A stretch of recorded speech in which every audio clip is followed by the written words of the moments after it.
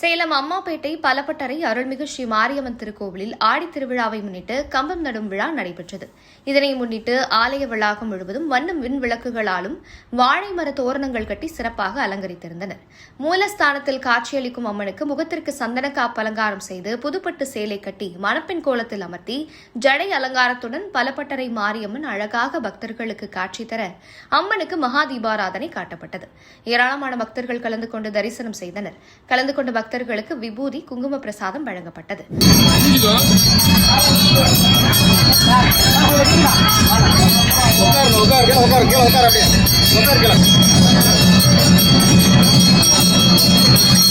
தொடர்ந்து ஊர்கிணற்றின் அருகே இருந்து முக்கோண கம்பத்திற்கு மஞ்சள் குங்குமம் வைத்து வேப்பிலையுடன் மலர் மாலைகள் சூட்டி சிறப்பாக அலங்கரித்தனர்.